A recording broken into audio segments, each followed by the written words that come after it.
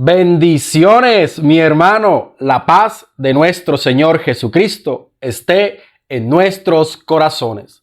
La reflexión del día de hoy la vamos a tomar del libro del Génesis, capítulo 11, versículo 1 y siguiente.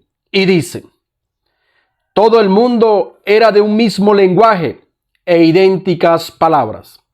Después se dijeron: vamos a edificar una ciudad y una torre con la cúspide en el cielo. Bajó Yahvé a ver la ciudad y la torre que habían edificado los humanos.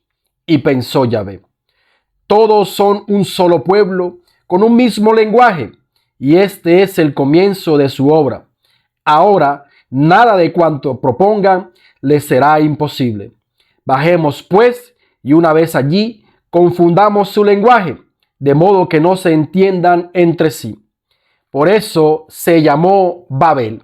Lectura tomada del libro del Génesis, capítulo 11, versículo 1 y siguiente. La Torre de Babel. Es la forma en cómo el escritor bíblico explica del porqué de la diversidad de lenguas, del por qué existen diferentes lenguajes, del por qué en ciertos sectores del mundo hablan de una manera distinta a la que nosotros hablamos.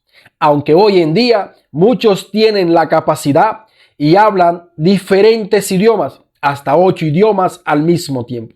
Otros se han conformado con su lengua nativa. Pero de esta manera se explica cómo el lenguaje se extendió por la faz de la tierra. Ahora bien, en la actualidad, muchos hogares viven la Torre de Babel internamente. Se podría llamar casas de Babel. ¿Por qué? Porque cada uno habla como en un idioma diferente.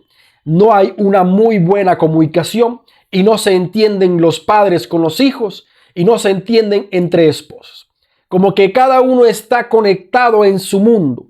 Como dirían por ahí, cada cabeza es un mundo. O también cada loco con su tema. Pero esto realmente denota de qué tan deteriorada está nuestra familia.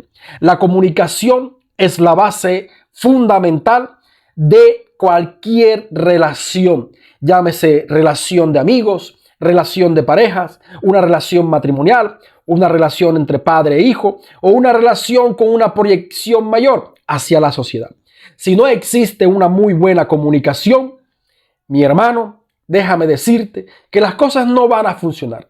Tarde que temprano, cada uno terminará hablando su propio idioma, su propio lenguaje, y las cosas irán de mal en peor, y al final de unos años, cada uno tomará su rumbo. Como familias, debemos todos entender y enfocarnos en un solo objetivo. Y para eso es necesario que exista una sola vía de comunicación. Es necesario que el papá tenga la capacidad de expresarse de la mejor manera, pero al mismo tiempo que tenga la capacidad de escuchar activamente a cada miembro de la familia. Las familias no son una dictocracia, no son un imperio donde solo manda el papá y ya. No. Hoy en día la familia ha evolucionado a tal punto que es de relevancia cada opinión del núcleo familiar. Por eso, todos deberíamos tener un solo lenguaje. Y aunque aquí hoy todos hablamos español, no nos entendemos, no nos comprendemos, porque hemos dejado entrar a tantos factores externos a nuestra familia que a veces los hijos hablan con palabras de la abuela, que a veces los hijos hablan con palabras de unos influencers y youtubers que no le aportan nada positivo al seno familiar. Quien debería llevar la batuta de la comunicación en la familia debería ser el padre, la persona responsable o la madre. No deberíamos seguir llamándonos casa de Babel, porque Babel significa confusión. Cada cual habla su propio idioma. Como sucedió en ese entonces, como lo explica el redactor bíblico, hablaban un solo lenguaje, se entendían.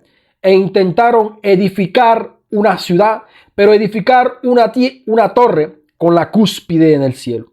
Se llenaron de egolatría, se llenaron de soberbia, se creían la nación más fuerte. Hoy en día, cada miembro de la familia está lleno de egolatría, de egoísmo. Cada miembro de la familia está pensando únicamente en sus intereses personales. Está pensando únicamente en su benefacción. Y por eso es que no nos entendemos. Y por eso es que cada quien jala para su propio lado.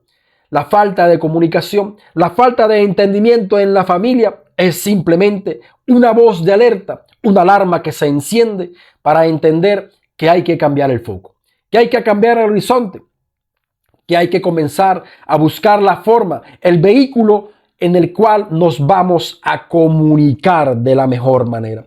Sin comunicación no somos nada. Sin comunicación no podemos saber lo que le duele al ser más querido, lo que le aqueja al ser más querido, lo que le dificulta al ser más querido.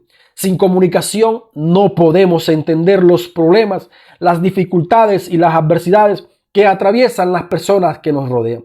Ni si no podemos entender y escuchar a los que nos rodean en nuestro núcleo familiar, ni qué decir de aquellos que están por fuera. Por eso es que cuando se discute de una manera violenta, cada quien grita cada vez más fuerte. ¿Por qué? Para ser escuchado. ¿Por qué? Porque en su interior no está escuchando a la otra persona, sino que lo único que intenta es ser escuchado. Es que su opinión, que su criterio esté por encima de todos.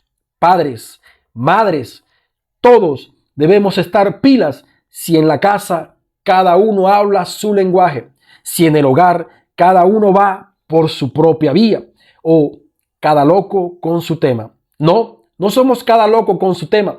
Eso es un viejo y conocido refrán que deberíamos ir convirtiendo en obsoleto.